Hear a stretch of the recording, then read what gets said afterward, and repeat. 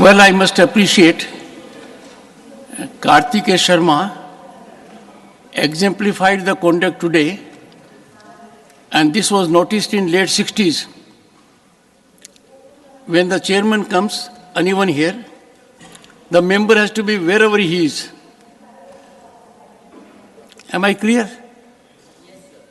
The issue was raised when one of the finest parliamentarians, Shri Atal Bihari Vajpayee ji, was not on his seat, was in the gallery, when someone raised a point that he should have been on his seat.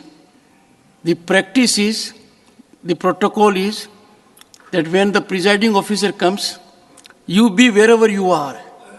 Kartike Sharma did it today. Papers to be laid on the table. Shri V. Muralidharan. Respected Chairman, sir, with your permission, on behalf of my colleague Sri Rao Indrajit Singh ji, I rise to lay the papers listed against his name at serial number 11 in today's revised list of business. Shri Shantanu Thakur. Honorable Chairman, sir, I rise to lay on the table of the House the paper mentioned against my name in today's revised list of the business. Shri Krishnapal.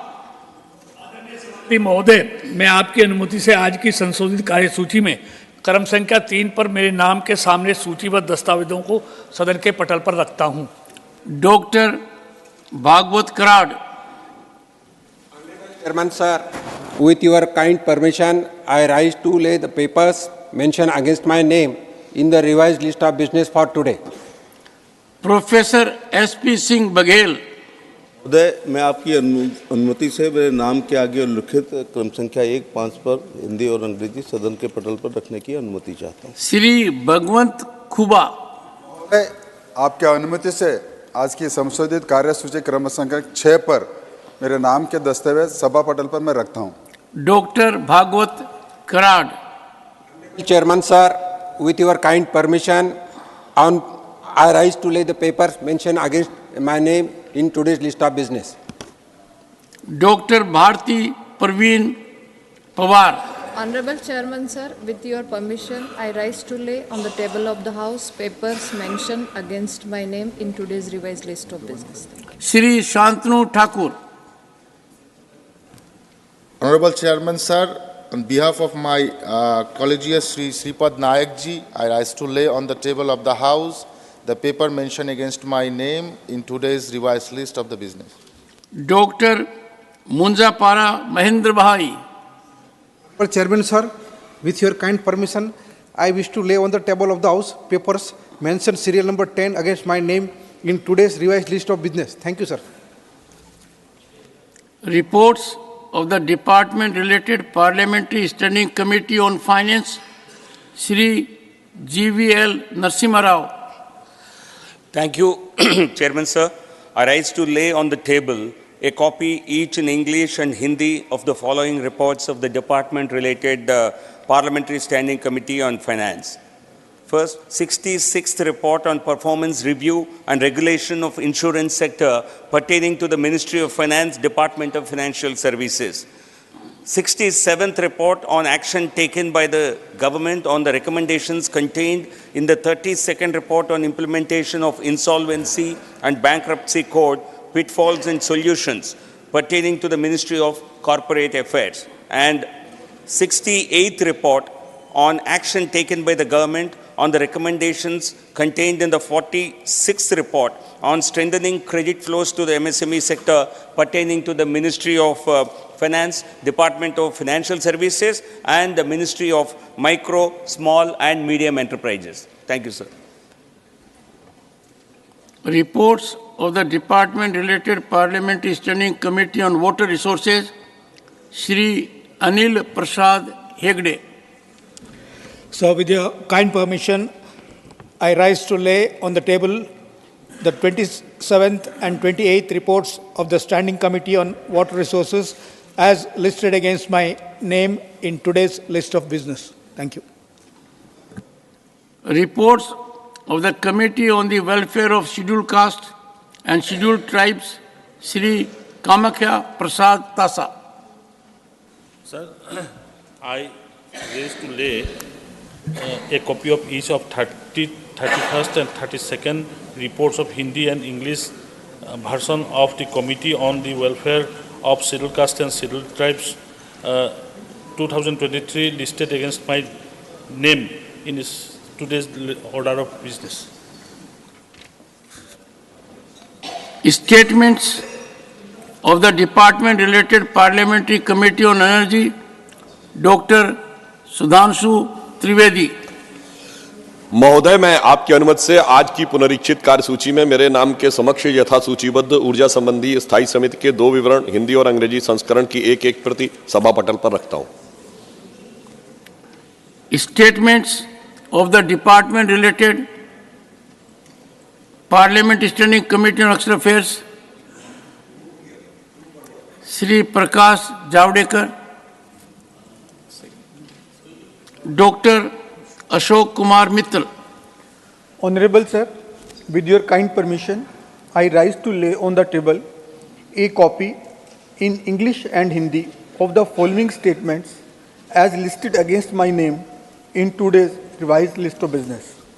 Number 1, this statement, English and Hindi version, showing action taken by the government on the observations, recommendations contained in the 18th report of the Committee on External Affairs, 17th Lok Sabha, on action taken by the government on the observations, recommendations contained in the 9th report on the subject, India and international law, including extradition treaties with the foreign countries, asylum issues, international cyber security, and issues of financial crimes. Number 2,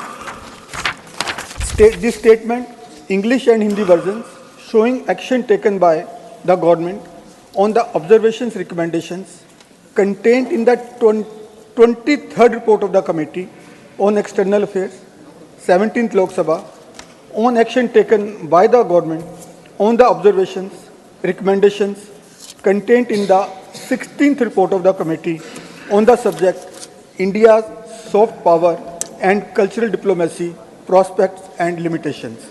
Number 3, this statement, English and Hindi versions, showing action taken by the government on the observations, recommendations contained in the 25th report of the Committee on External Affairs, 17th Lok Sabha, on action taken by the government on the observations, recommendations contained in the 20th report on the subject, demand for grants of the Ministry of External Affairs for the year 2023-24. Dhanyavad.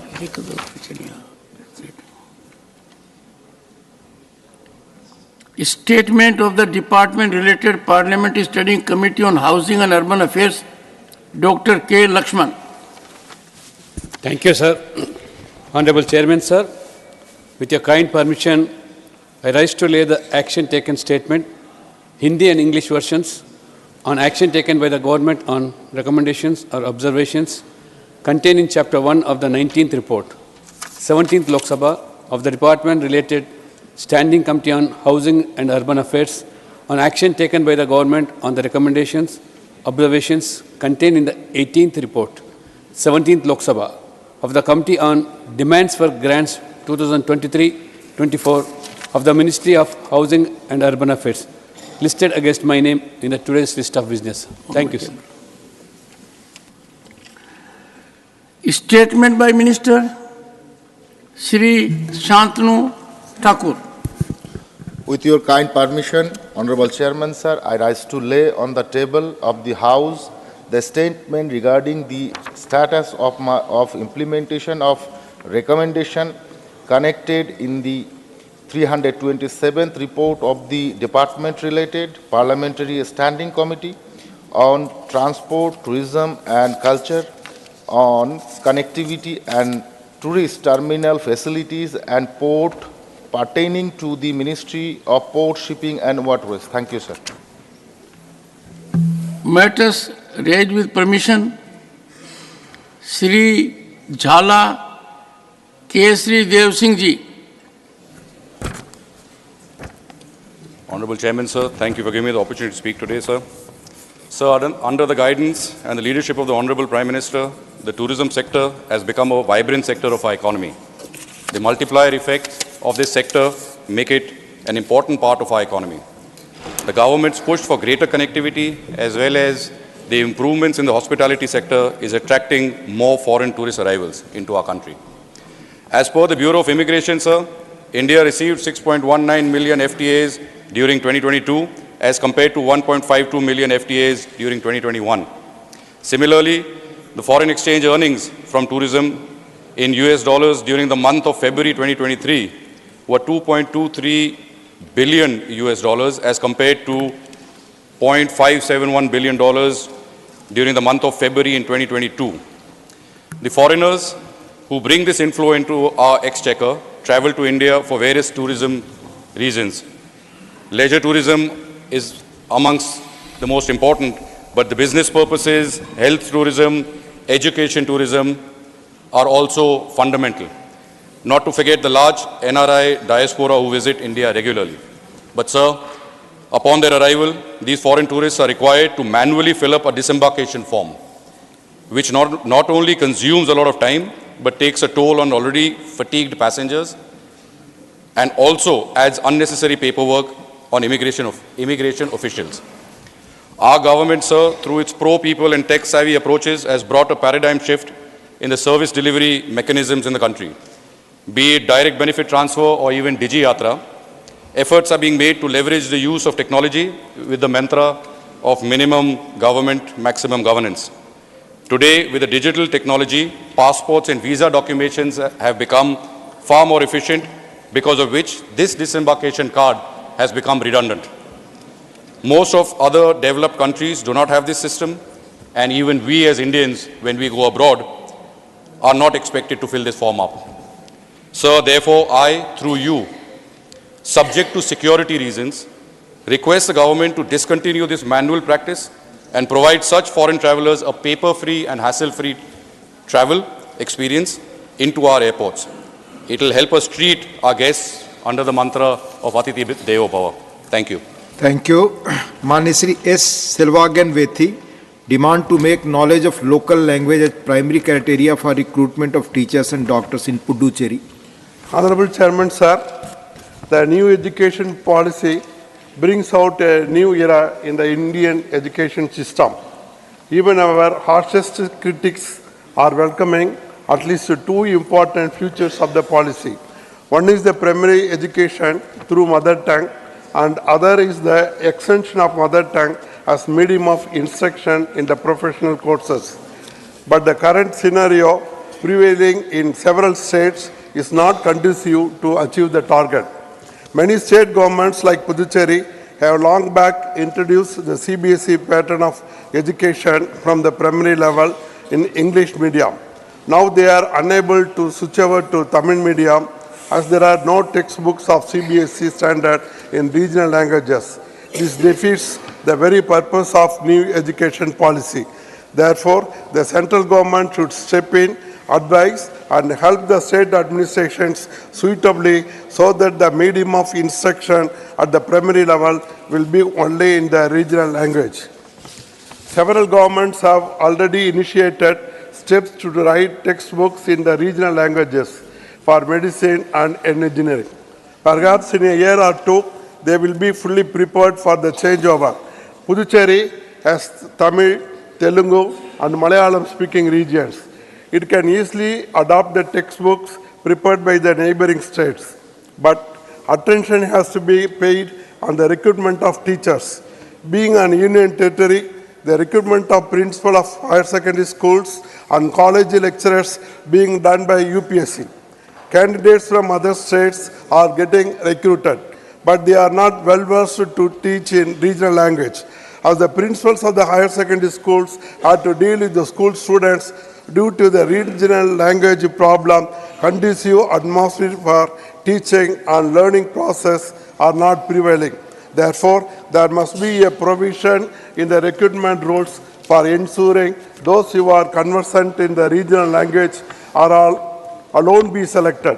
Another field that requires local language is medicine.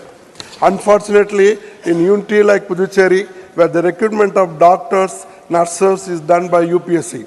Most of the recruits do not know the local language.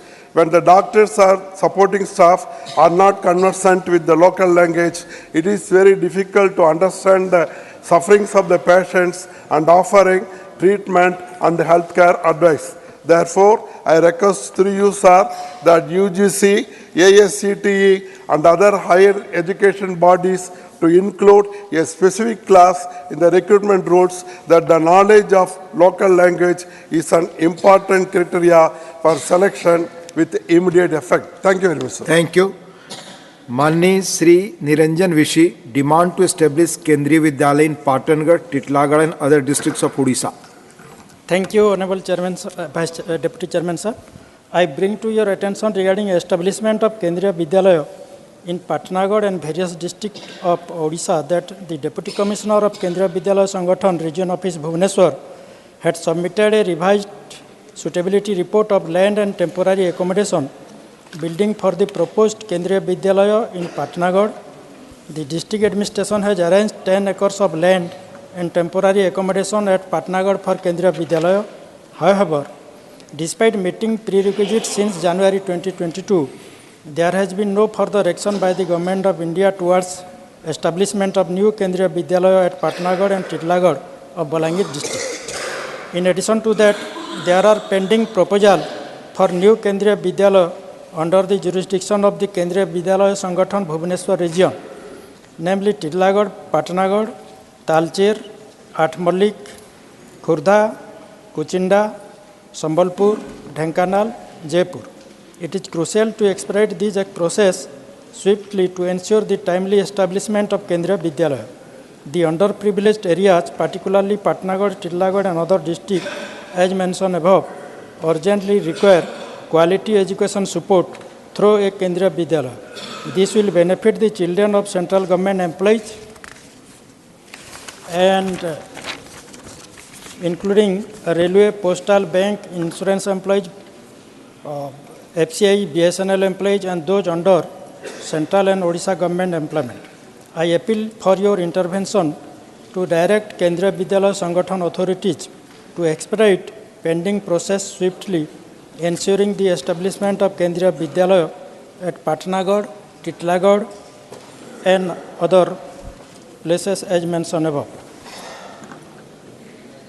This initiative aligns with our commitment to providing quality education in underdeveloped regions, fulfilling the educational needs of the student from central and state government employees.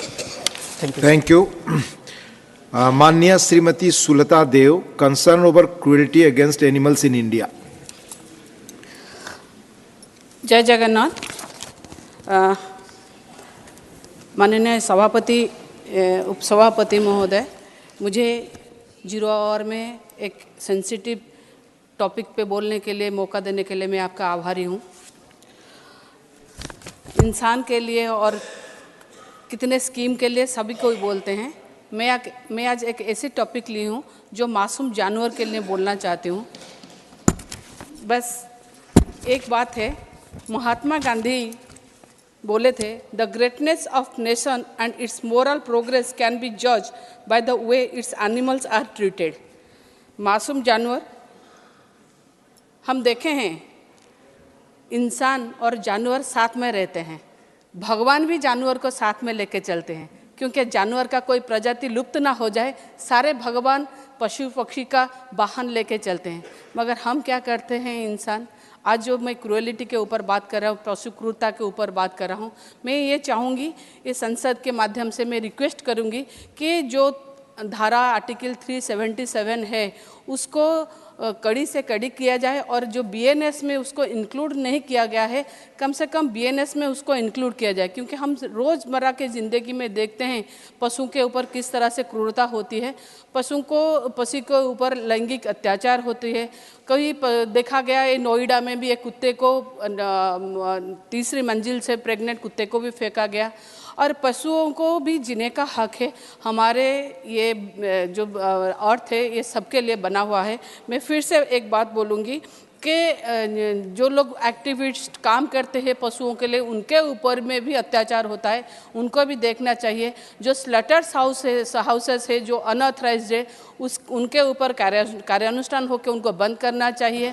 और जो activist के ऊपर जैसे क्रूरता के against में जो काम करते हैं, उनके ऊपर जो अत्याचार हो रहा है, उनको प्रोटेक्शन की ज़रूरत है।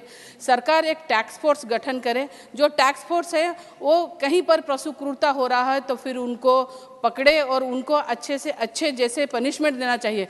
पनिशमेंट तो है मगर वो बहुत पुराना हो चुका है, क्योंकि पुराना होने के कारण कहीं पशुओं के ऊपर क्रूरता होता है और मानसिकता क्या होता है, 50 रुपया 100 रुपया दो और वो फिर छूट जाओ।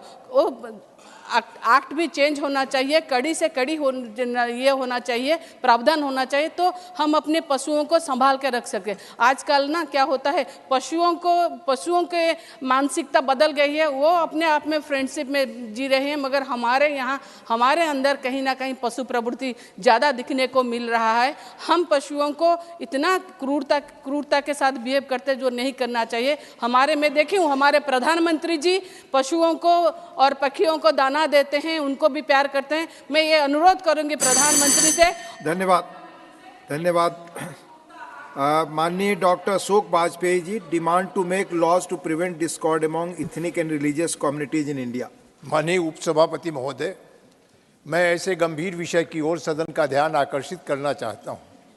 मान्यवर, आज दुनिया के 100 से अधिक देशों में वहाँ की आस्था और विश्वास, ईश्वर के प्रति जो उनके मन में आस्था है, उसका अपमान करने, उसकी आलोचना करने, उनके विरुद्ध अपमानजनक शब्दों का प्रयोग करने के लिए कड़ी सजा का प्राविधान है।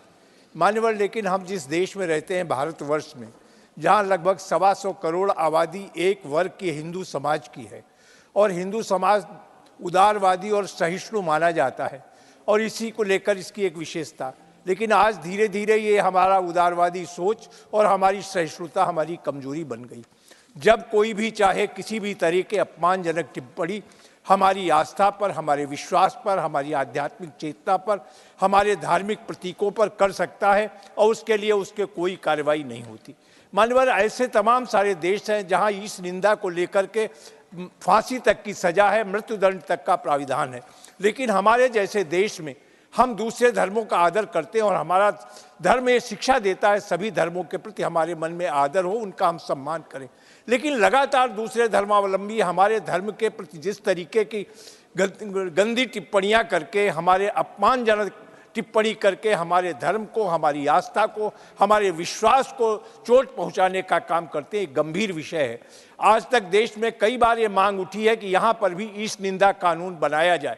माननीय, इसलिए इस निंदा कानून की आवश्यकता पड़ी कि आज धीरे धीरे अगर देखा जाए कि जब कोई कुछ भी बात होती है हमारे देवी देवताओं को अपमान करने के लिए, उनके विरुद्ध अपमानजनक टिप्पणी करने में कोई संकोच नहीं करता और मुस्कुराता हुआ चला जाता, क्योंकि हमारे कानून में उसके लिए कोई समुचित दंड का प्राविधान नहीं। इसलिए वो स्वतंत्रता पूर्वक चाहे हमारे देवी देवताओं की चाहे जिस तरीके की टिप्पणियां करें, चाहे जैसे लेख लिखें, चाहे जैसे चित्र बनाएं और जैसे वो अपमानित करें। तो मान्यवर, मैं इस सदन जो हमारा लोकतंत्र का सबसे बड़ा सदन है, वरिष्ठ सदन है, और इस पर मैं चाहूँगा इस गंभीर विषय पर कि आखिर कहीं न कहीं हम सब की भावनाओं को भी चोट पहुँचती है। एक घटना राजस्थान में हुई, जरा सी एक कार्य पार्टी की एक एक्टिविस्ट के उसके पीछे पड़ गए अतिवादी लोग और इस निंदा के नाम पर उसका सर कलम करने का नारे लगाने लगते हैं। लेकिन हम लोग वो नहीं चाहते, लेकिन हम इतना जरूर चाहते हैं कि हम अपने धर्म में आस्था रखते हैं, हमारा विश्वास है, और वो उस विश्वास के ऊपर अगर कोई चोट पहुंचाएगा, निश्चित रूप से हमारी भावना उससे चोटिल होगी और हमारे मन को दुख होगा। तो मैं चाहूँगा भारत सरकार से मेरी अपील होगी आपके माध्यम से कि यहाँ पर इस निंदा कानून बने और इस तरीके से हमारे धर्म को या किसी भी धर्म का अपमान करने वाले, धर्म के प्रतीकों का अपमान करने वाले, धर्म के विरुद्ध अपमानजनक टिप्पणी करने वाले, अपमानजनक साहित्य प्रचारित करने वाले, अपमानजनक चित्र बनाने वालों के विरुद्ध कठोर कार्यवाही का प्राविधान किया जाए। और मान्यवर, इसके साथ ही धन्यवाद माननीय डॉक्टर अशोक वाजपेयी जी।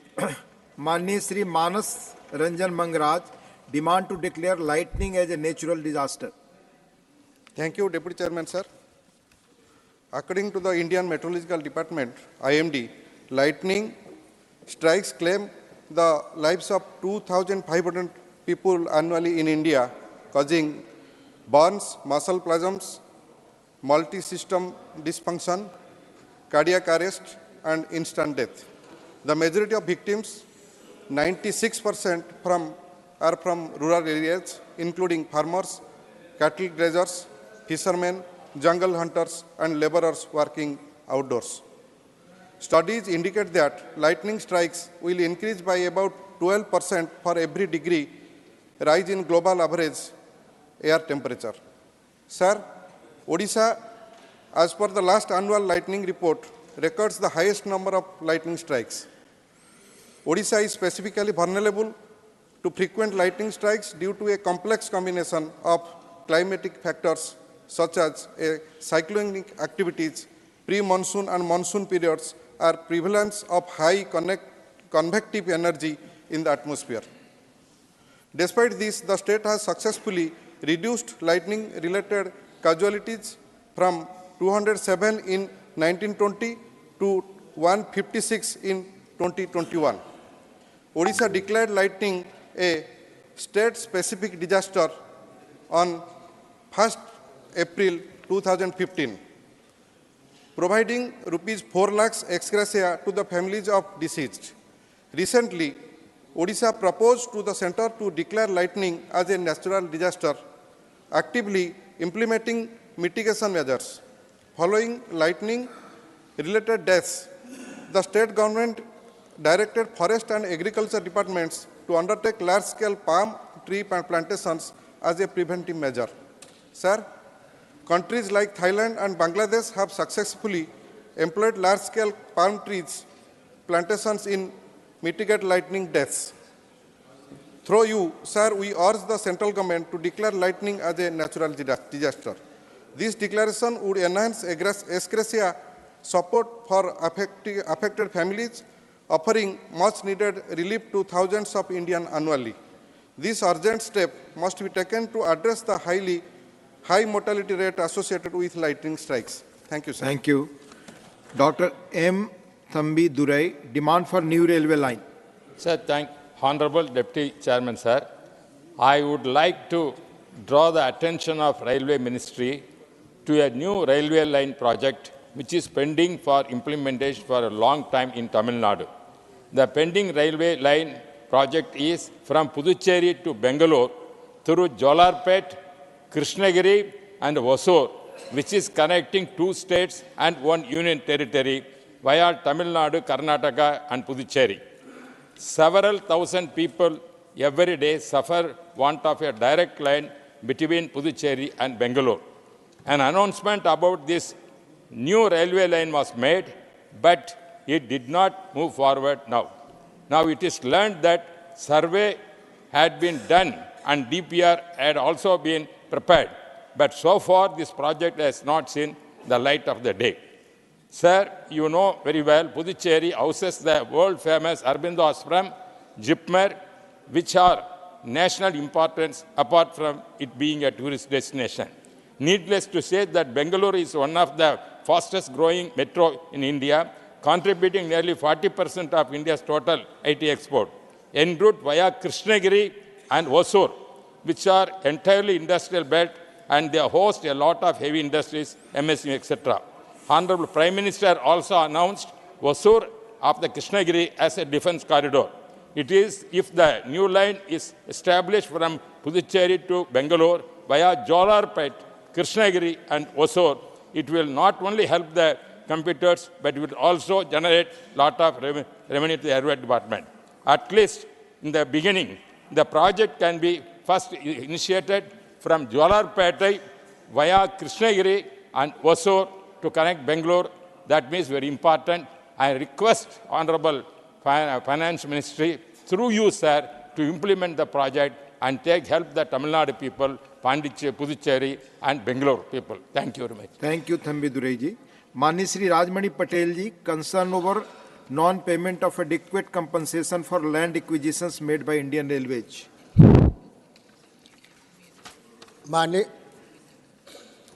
माननीय सभापति महोदय, रेलवे से प्रभावित किसानों को न्याय देने के संबंध में तब देना चाहता हूँ। रीवा सीधी सिंगरौली ललितपुर रेल लाइन का निर्माण करीब करीब पूरा हो चुका है और जो रेलवे विभाग के द्वारा किसानों के साथ जो एग्रीमेंट हुआ था उसमें स्पष्ट था कि जिन किसानों की ज़मीन ली गई है उनके परिवार के आश्रितों को नौकरी दी जाएगी, लेकिन उसका खुला उल्लंघन हो रहा है। उसके संबंध में एक लंबे समय से वहाँ के किसान आंदोलन कर रहे हैं, लेकिन आंदोलन को कुचला जा रहा है और बेरोजगार नौजवानों के भविष्य को बर्बाद किया जा रहा है। माननीय सभापति महोदय, उनके ऊपर केस और मुकदमे लगाए जा रहे हैं, उनको न्याय नहीं मिल रहा है। हजारों किसानों की ज़मीन रेलवे में ली गई है और इसी तरह से दूसरी योजनाओं में भी जो ज़मीन ली जाती है उसका मुआवजा नहीं दिया जाता। जो विभागों के द्वारा करार होता है उस करार के आधार पर कार्रवाई नहीं होती, जिससे वो किसानों के बच्चे बेरोजगार हो रहे हैं और उनको कहीं नौकरी नहीं मिल रही है। हमारी सभा महोदय, किसान अन्नदाता है, जब वो मेहनत करता है, परिश्रम करता है, तभी लोगों का पेट भरता है। और जिस अन्नदाता के लिए सरकार ये कहती है कि हम उनके हितों का संरक्षण करेंगे, आज वो किसान पीड़ित है, दुखी है और हमारे छोटे सीमांत किसान हैं जिनकी पूरी ज़मीन ले ली गई और उनके बच्चों को नौकरी नहीं मिल रही है। माननीय सभापति महोदय, मैं आपके माध्यम से सदन से और मंत्री जी से आग्रह करना चाहते हैं कि करार के आधार पर सभी प्रभावित किसानों के परिवार के लोगों को नौकरी दी जाए और जो उनके ऊपर केस लगाए गए हैं, मुकदमे लगाए गए हैं, उनको वापस करना चाहिए ताकि अन्नदाता का विश्वास मजबूत हो और वो देश की सेवा कर सके। माननीय सभापति महोदय। श्री केसी Venugopal. Thank you, sir. Thank you, Chairman, sir. Today I stand before you for raising a matter of serious concern.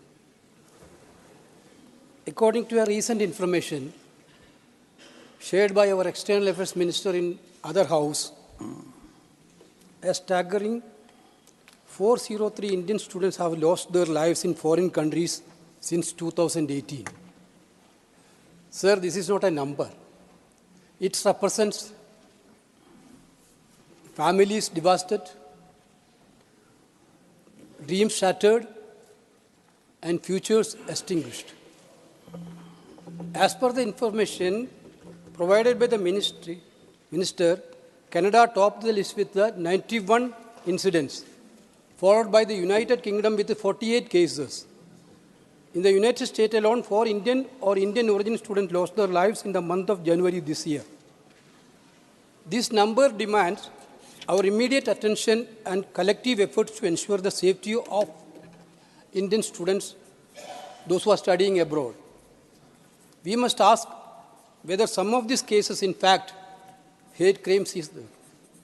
I urge the government to conduct thorough investigation into each case to determine if hate crimes are a contributing factor.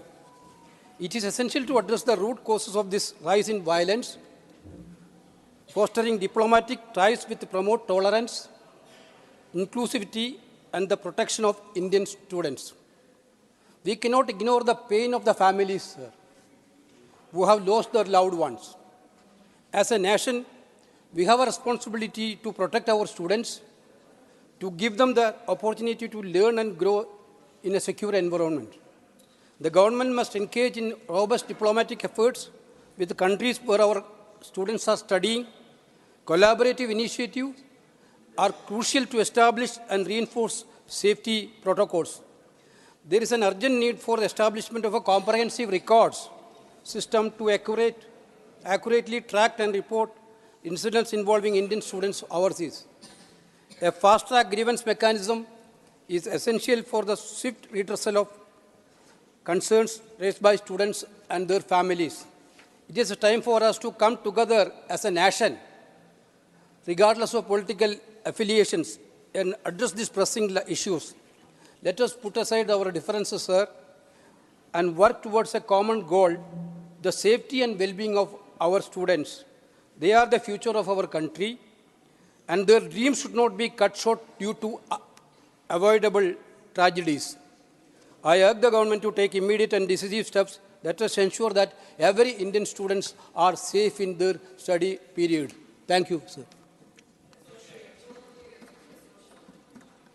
Sri Jagesh. Thank you, sir.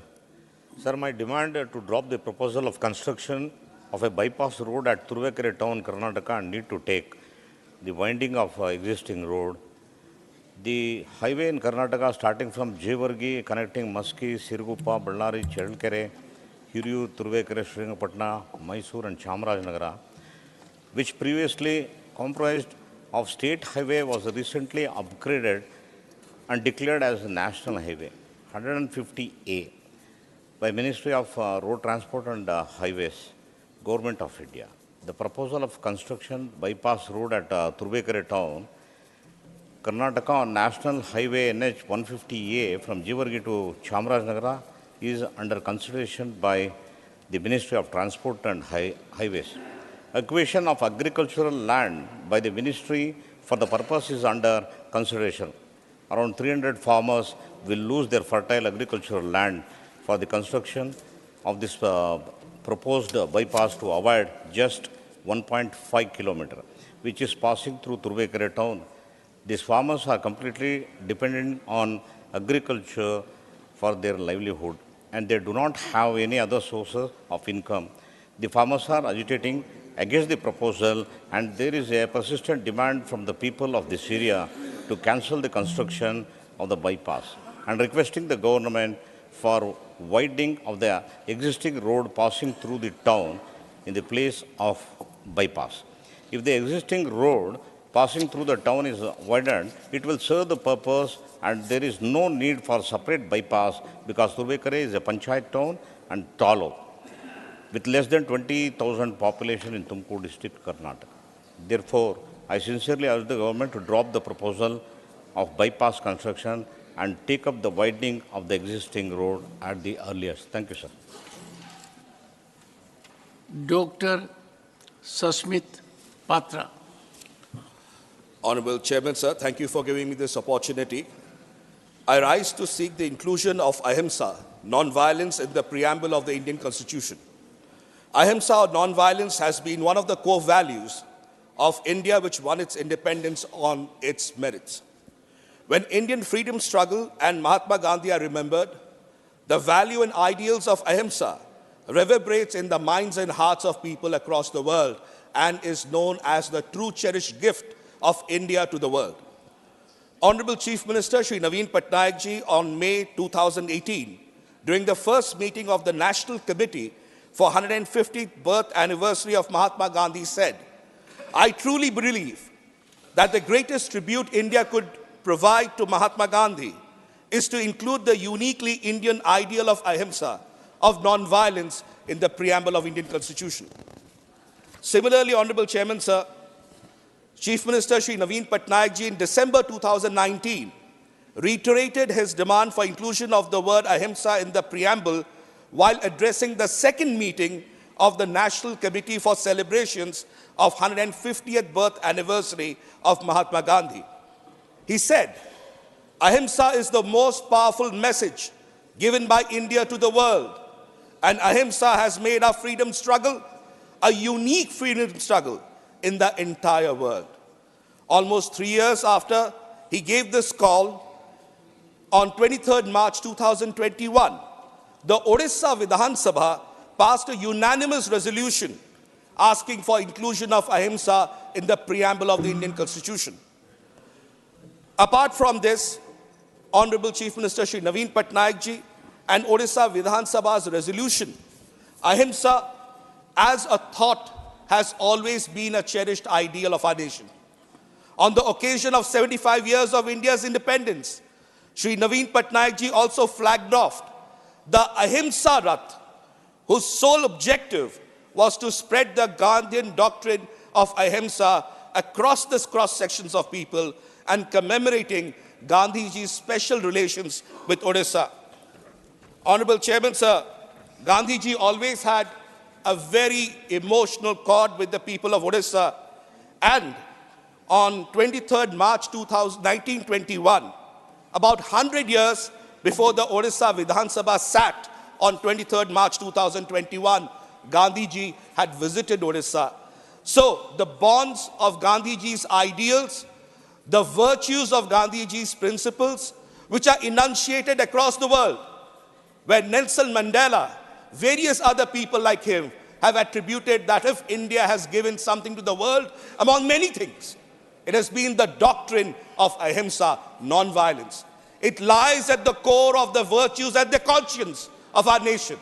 It lies at the basic philosophy of Vasudeva Kutumbakam and Sarva Dharma Sambhava. That's why, Honorable Chairman, sir, through you, I humbly request the government to look at this inclusion of ahimsa in the preamble of the Indian Constitution as requested by my leader, Shri Naveen Patnaik ji, and the unanimous resolution of the Odisha Vidhan Sabha in 2021. Thank you. Shri Neeraj Dangi. आदरणीय सभापति महोदय, मैं आपका आभार प्रकट करना चाहता हूं कि राजस्थान राज्य का ये महत्वपूर्ण मामला शून्यकाल के तहत इस सदन में उठाने का मुझे अवसर प्रदान किया गया है। राज्य में हम रोजगार की बात करें, रोजगार को बढ़ाने की, या राज्य को आत्मनिर्भर बनाने की बात करें, इस दृष्टि में राज्य के चहुमुखी विकास और उन्नति के लिए यह आवश्यक है कि वहाँ उस तरह के आयाम उपलब्ध होने चाहिए। और राजस्थान राज्य में चाहे पर्यटन हो या खान या खनिज क्षेत्र हो, अपने आप में राज्य को आत्मनिर्भर बनाने के लिए बेहतरीन संभावनाएं यहाँ उपलब्ध हैं। इसी कड़ी में मैं कहना चाहूँगा सभापति महोदय, राजस्थान के करौली जिले के अंदर खनिज की प्रचुर मात्रा उपलब्ध है एवं करौली जिले के हिंडौन तहसील में ग्राम लिलोटी, ग्राम देद्रोली, ग्राम टोडूपुरा और ग्राम खोरा के समीप अधिसूचित खनिज, लोह, आयरन और ब्लॉक का अथाह भंडार उपलब्ध है। यहाँ लोह, आयरन और खनिज का अगर खनन किया जाता है तो क्षेत्र के समग्र विकास में न सिर्फ एक ऐतिहासिक कदम होगा, बल्कि इस क्षेत्र के लिए रोजगार प्राप्त करने में हमें एक नया आयाम स्थापित करने का अवसर मिलेगा। MMDR अधिनियम 1957 की धारा 10(2) के अनुसार खनिज नीलामी नियम 2015 के नियम 16 के उप और नियम 1 के प्रावधान के साथ पढ़ा जाए तो समग्र लाइसेंस देने के लिए अधिसूचित खनिज की नीलामी के लिए खान मंत्रालय भारत सरकार से पूर्व अनुमोदन की आवश्यकता होती है। खनिज ब्लॉक की नीलामी के पूर्वानुमोदन हेतु और इस आवश्यकता को पूर्ण करने के लिए राज्य सरकार ने पूर्व में केंद्र को प्रस्ताव भेजे हैं।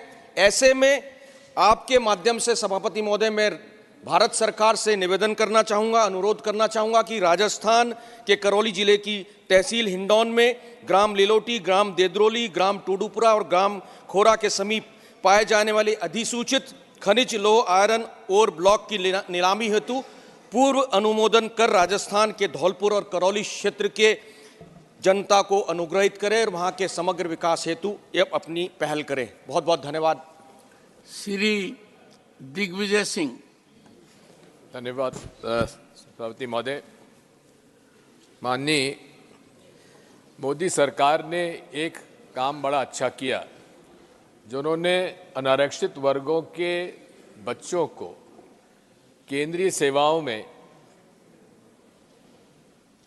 आरक्षण दिया। लेकिन यदि आप देखेंगे कि चूंकि उसमें ऐसी शर्तें लगाई गई हैं जिनकी वजह से प्रति सीट जो संख्या गरीब परिवारों के, अनारक्षित वर्गों के गरीब परिवारों की है वो बहुत कम है। उदाहरण के लिए ये यूपीएससी रिक्रूटमेंट में जहां अनुसूचित जाति के वर्गों के लिए 1950 बच्चे एक सीट के लिए आ रहे हैं, शेड्यूल ट्राइब में 1355 एप्लीकेंट्स आ रहे हैं एक सीट के लिए, ओबीसी 1225, लेकिन ईडब्ल्यूएस से, इकोनॉमिकली वीकर सेक्शन से केवल 569। इसी तरह से जितने भी आप कैटेगरीज देखेंगे इसमें आप चाहे यूपीएससी इंजीनियरिंग सर्विसेज हों, यूपीएससी फॉरेस्ट सर्विसेज हों, इस तरह से हमारे युवतियों का भी यदि संख्या लेंगे प्रति सीट तो वो भी बहुत कम है। इसलिए आवश्यकता इस बात की है कि उनकी आयु में और उनकी जो दूसरी शर्तें उसमें कुछ रिलैक्सेशन दिया जाए। उदाहरण के लिए SC/ST वर्ग के जो छात्र हैं उनको केंद्रीय सेवाओं में आयु का रिलैक्सेशन छूट लगभग 5 वर्ष है, OBC के बच्चों का 3 वर्ष है, लेकिन EWS सेक्शन के बच्चों को ये रिलैक्सेशन नहीं है। इसमें मेरी प्रार्थना है माननीय सदन के नेताजी से और हमारे प्रधानमंत्री जी से कि वे इसे इस सेक्शन के लिए भी अनारक्षित वर्ग का जो छात्र छात्राएं हैं उनमें भी एज रिलैक्सेशन उन्हें दिया जाना चाहिए। इसी प्रकार लगभग 2 साल का एज रिलैक्सेशन दिया जाना चाहिए। उदाहरण के लिए कई राज्यों ने, जैसे राजस्थान ने 5 साल कर दिया है, गुजरात ने 5 साल कर दिया, हरियाणा ने 5 साल कर दिया, महाराष्ट्र ने, आंध्र प्रदेश ने, तेलंगाना, जम्मू कश्मीर, मध्य प्रदेश ने 5 साल का रिलैक्सेशन दे दिया है। इसी तरह से केंद्र सरकार को भी इसमें एज रिलैक्सेशन देना चाहिए। इसी प्रकार जो इनकम की जो लिमिट है उसमें कई जगह उन्होंने इनकम की लिमिट भी हटा दी है, उदाहरण के लिए गुजरात और राजस्थान ने। इसलिए मेरी मांग है माननीय सभापति आपके माध्यम से कि इसमें अनारक्षित वर्गों के छात्र छात्राओं को एज में और अन्य शर्तें जो हैं उनमें भी रिलैक्सेशन दिया जाए। धन्यवाद। श्रीमती सीमा द्विवेदी।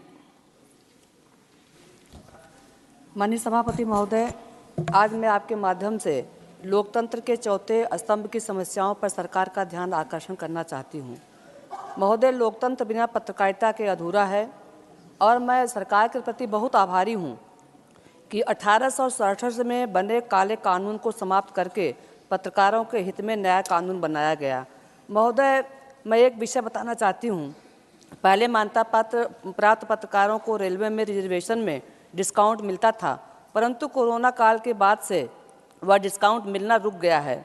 महोदय, यह भी कहना चाहती हूँ कि पत्रकारों के निवास क्षेत्र अथवा कार्य क्षेत्र में पड़ने वाले मंडल के सभी टोलों पर टोल टैक्स फ्री किया जाए और जो कोरोना काल से पहले उनको रिजर्वेशन में डिस्काउंट मिलता था वो डिस्काउंट दोबारा चालू कर दिया जाए। महोदय, बिना पत्रकारों के सही समाचार पत्रों का नहीं हो पाता तो वो भी दिक्कत की बात है। तो मैं आपके माध्यम से सरकार से अनुरोध करना चाहती हूँ पत्रकारों की सुविधाओं को ध्यान में रखते हुए ये दोनों मांगों पर सरकार अपना ध्यान आकर्षण करे। धन्यवाद।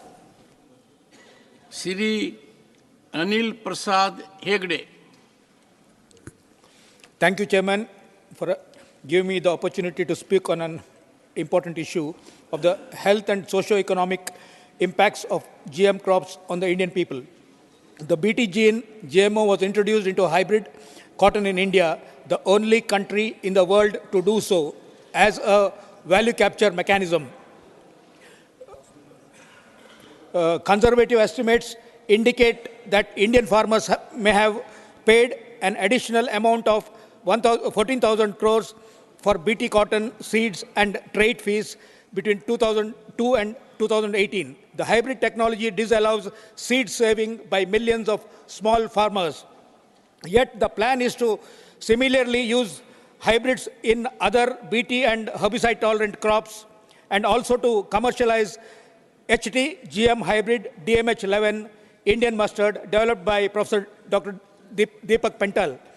Hybrid-tolerant crops are pesticidal crops used to kill weeds, a serious health hazard, a failed unsustainable technology worldwide. It has led to resistant superweeds and huge increases in pesticide use. HT hybrid DMH11 cannot dent India's oilseeds imports because it is out-yielded by non-GMO mustard hybrids and varieties. India imports illegal GMO canola rape oil, which is not Indian mustard. The fact is that herbicide-tolerant hybrid mustard will contaminate in a few short years non-GMO Indian mustard and destroy Indian mustard farming. The socio-economic environmental impact of GM technology on India's farming, contamination of our non-GMO organic exports, health and food security are not assessed.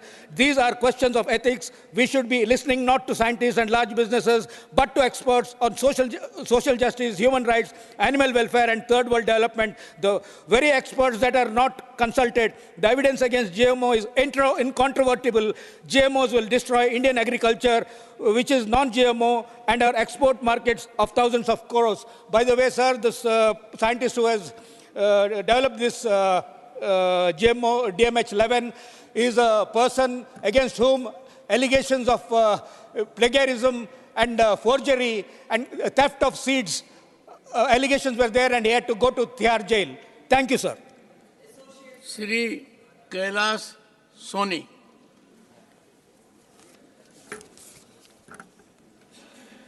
धन्यवाद माननीय सभापति जी, आपने हमें बोलने का अवसर दिया। मान्यवर, डीप फेक गलत उपयोग के खतरों को रोकने के लिए हमारा विषय है भारत सरकार योजना बनाए और कानून बनाए। डीप फेक तकनीक ने व्यक्तिगत और सामाजिक दृष्टि से नए सवाल उत्पन्न किए हैं। यह तकनीक तस्वीरों और वीडियो को मूल रूप से संपादित करके ऐसा महसूस कराती है कि वे असली हैं, जिससे गलत तरीके से उपयोग हो सकता है। हमें डीप फेक के गलत उपयोग और उसकी चुनौतियों पर ध्यान देने की आवश्यकता है। माननीय प्रधानमंत्री जी ने भी इस पर चिंता व्यक्त की है। डीप फेक तकनीक का सबसे बड़ा खतरा धार्मिक और राजनीतिक क्षेत्र में आपत्तियों का निर्माण करने में है। इसका गलत उपयोग हो सकता है, जिससे लोगों को गुमराह किया जा सकता है और वे झूठी खबरों या छवियों पर विश्वास कर सकते हैं। डीप फेक का एक अन्य बड़ा खतरा व्यक्तिगत और सामाजिक कलंक का उत्पन्न होता है। इसका दुरुपयोग करके व्यक्तिगत छवियों और वीडियो को बदला जा सकता है, जिससे किसी की छवि को नुकसान हो सकता है। डीप फेक तकनीक का दुरुपयोग ऑनलाइन यातायात में धोखाधड़ी के लिए भी हो सकता है। गलत तरीके से उपयोग करके किसी की आइडेंटिटी छिपाई जा सकती है और ऑनलाइन धोखाधड़ी भी की जा सकती है। डीप फेक को पहचानना और नियंत्रित करना तकनीकी चुनौतियों का सामना कर रहा है। तकनीकी शास्त्र में नवीन और बेहतर तकनीकों की आवश्यकता है ताकि डीप फेक का पता लगाया जा सके और उससे बचा जा सके। सरकारें, सामाजिक संगठन और तकनीकी कंपनियों को सामंजस्य बनाए रखने के लिए मिलकर काम करने की आवश्यकता है। लोगों को डीप फेक के बारे में जागरूक करने के लिए शिक्षा और साक्षरता की आवश्यकता है। नीतियों की भूमिका महत्वपूर्ण है ताकि लोग डीप फेक के गलत उपयोग से बच सकें। योग्यता के लिए अच्छी तकनीकी शिक्षा और संचार की योजना बनाना अत्यंत महत्वपूर्ण है। मैं सदन के माध्यम से भारत सरकार का ध्यान आकृष्ट करना चाहता हूं। इस विषय पर जागरूकता के लिए तत्काल योजना तथा इसके गलत उपयोग के लिए कानून बनाए जाएं। धन्यवाद। श्री पवित्र margarita. So I'll start with a 1,000-year-old mantra, that is Bhojan mantra of Sanatan Sanskriti, which says Om Brahmarpanam Brahmavir Brahmagnu Brahmanahotam Brahmevatena Gantabbam Brahmakarma Samadhina Om Sahano Bhavatu Om Sahano Bhunaktu Sahavirang Karvavahe Tejasvena Vadhitamastu Ma Vidvisavahe Om Shanti Shanti Shanti. It means आहार को ब्रह्मा का हिस्सा माना जाता है, भूख भी ब्रह्मा का हिस्सा है और आहार को शोध, पचान और ऊर्जा में परिणामित करने की प्रक्रिया भी ब्रह्मा है। हे परमेश्वर, शिक्षक छात्र मिलकर एक दूसरे का साथ दें, सहयोग करें और बिना द्वेष के पढ़ाई करें। भगवान से शांति की प्रार्थना है। महोदय, भारतीय सांस्कृतिक परंपरा के अनुसार भोजन का सेवन भारत में एक महत्वपूर्ण संस्कार है। यह एक प्राचीन दृष्टिकोण है जो ब्रह्म को पूर्ण ऊर्जा या पूर्ण वास्तविकता का स्रोत मानता है और इसे संपूर्ण ब्रह्मांड के लिए एकमात्र ऊर्जा स्रोत के रूप में परिभाषित करता है। सनातन धर्म के उपदेश के अनुसार भोजन को प्रसाद के रूप में देखा जाता है, इसीलिए भोजन की बर्बादी धर्म का उल्लंघन है। हमारी भूमि पर नैतिक और धार्मिक मूल्यों का सम्मान किया जाता है, उसी भूमि में अत्यधिक भोजन की बर्बादी एक गंभीर मुद्दा बनते जा रहे हैं।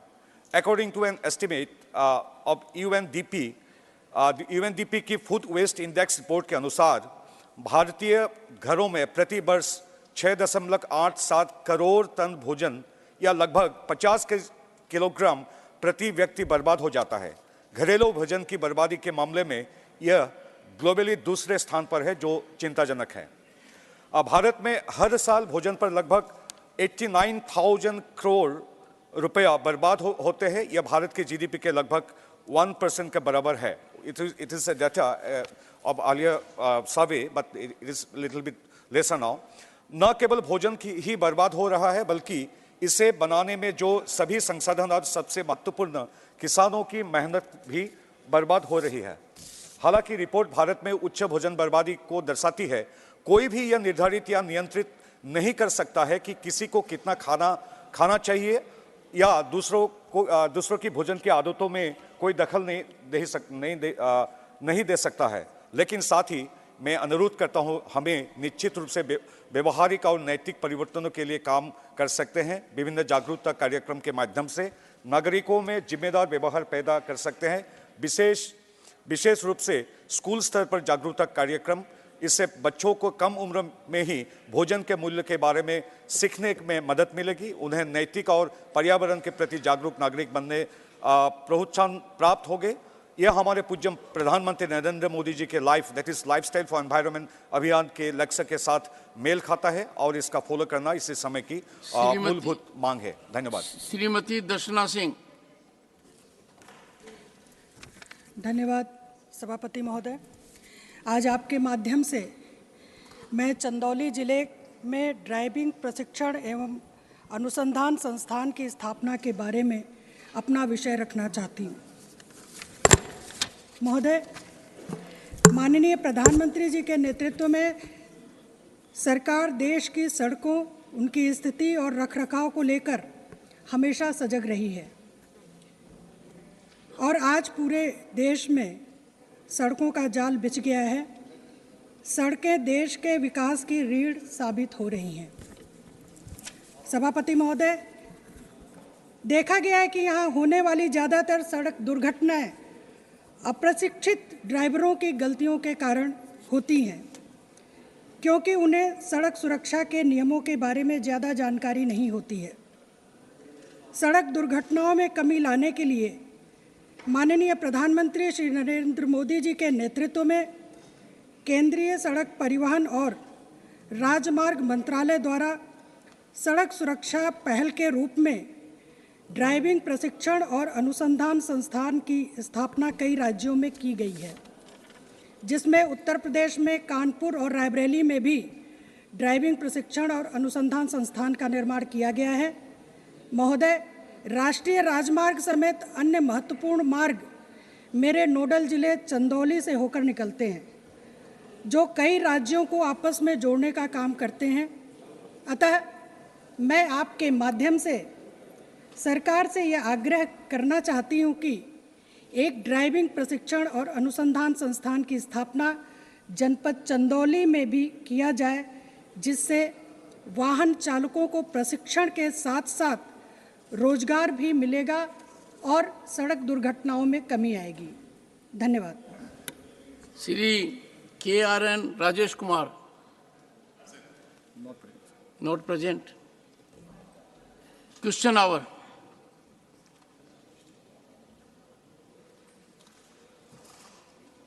Question number 31, Shri Jawhar Sircar. Honourable minister. Sir, the reply is laid on the table of the House. Supplementary one, Shri Jawahar Sarkar. Sir, I had asked for a simple reply as to whether the variable characteristic of renewable energy, as you know, solar energy goes up in spikes and then falls down. As you know, wind energy also has its variations. The renewable energy per se has a strong variability factor, which the minister himself has mentioned. But the answer to my question is no. There is no problem of grid stability. Would the minister like to hold on to the statement which contradicts, which is contradicted by several issues mentioned in his own reply? The reply is unusually big, and there it mentions that generators are going out of grid. So would the minister like to clarify, or would the minister like to stand by such a categorical statement? Honorable Minister, and both of you happen to be former bureaucrats. And Mr. Chairman, sir, we also happen to be batchmates. Mr. Chairman, sir, what has been, if my batchmate takes care to read what I have written carefully, he'll find that I have said that as of that the grid as of today is totally stable. It is true that renewable energy is variable, but there are ways of managing it, and that's what we are doing, and that is why our grid is stable. God forbid if our grid became unstable because we have one grid connecting the whole country will be aware of it. I mean, did any of the members feel any instability at all in the grid? They would not have. That's because we are managing the variability by a number of methods. Let me just finish. By a number of methods. One way of managing variability, number one, Mr. Chairman, sir, is that we have set up 13 renewable energy management centers, whose sole task is to keep monitoring the generation in various, from renewables, especially solar and wind.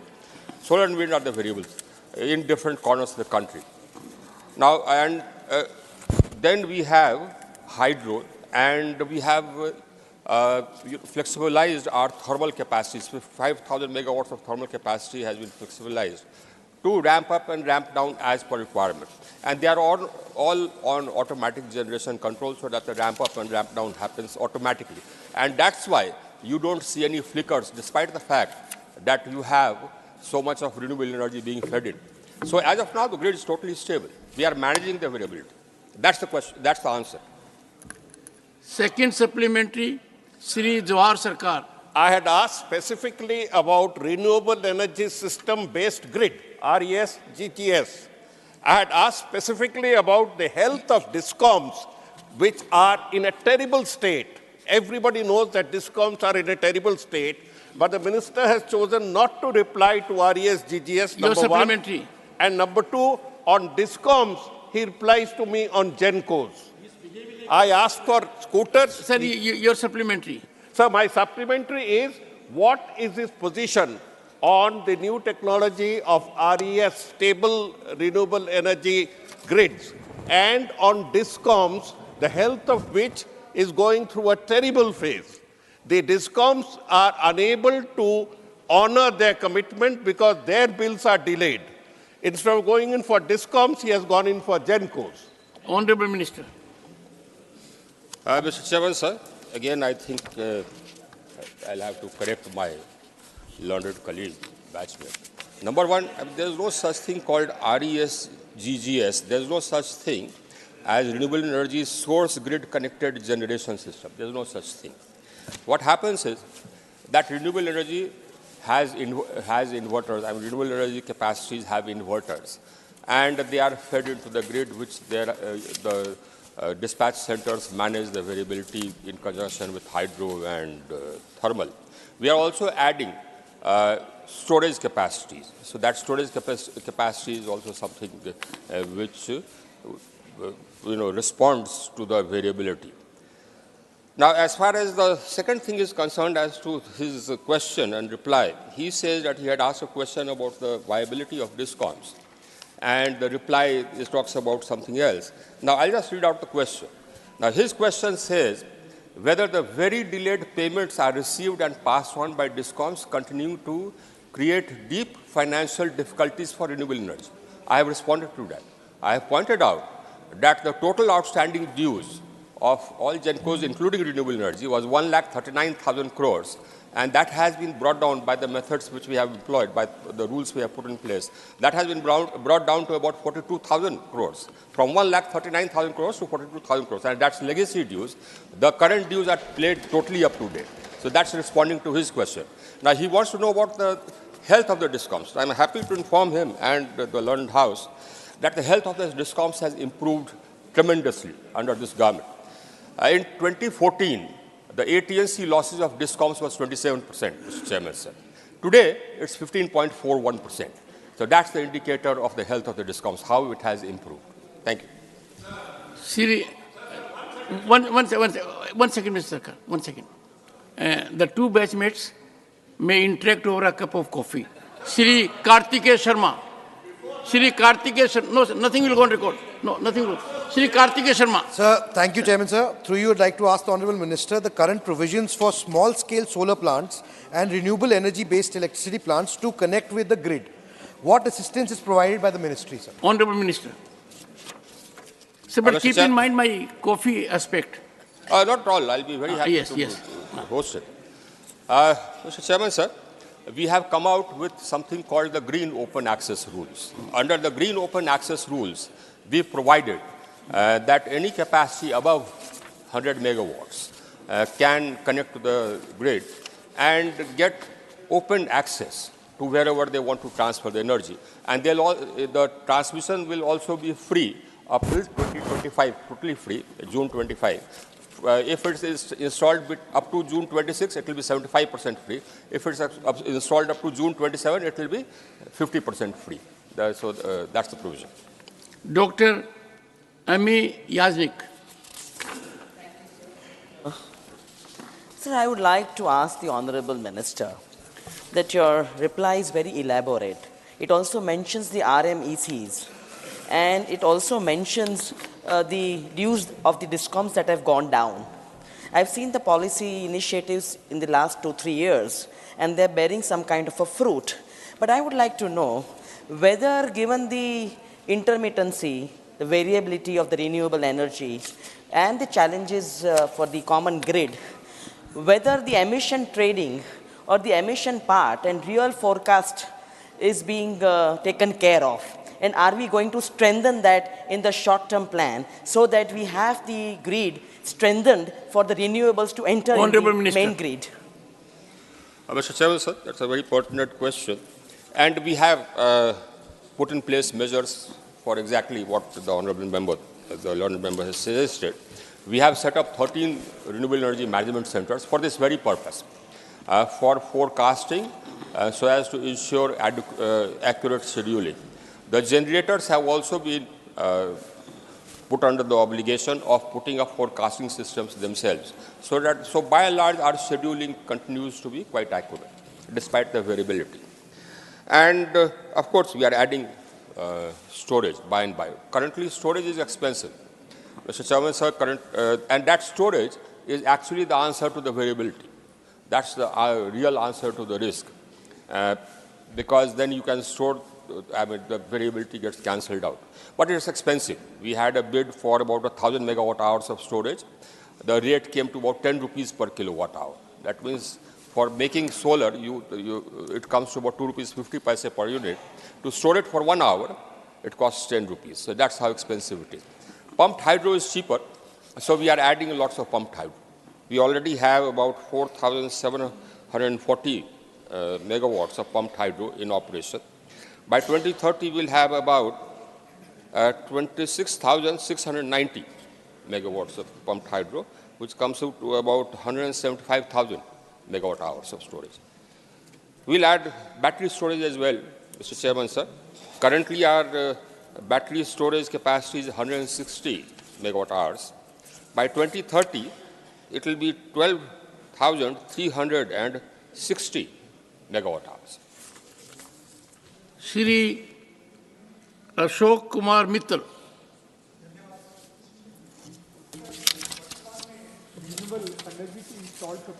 178 gigawatt है, जिसमें 72 gigawatt solar से आती है और 44 wind से आती है। और भारत सरकार का जो 500 गीगावाट का लक्ष्य है, उसे पूरा करने के लिए हर वर्ष 45 से 50 गीगावाट की कैपेसिटी हमें ऐड करनी होगी। दूसरी तरफ सरकार द्वारा सोलर पीवी पर 40% और सोलर पीवी सेल्स पर 25% की बेसिक कस्टम ड्यूटी लगाई हुई है। और जब हम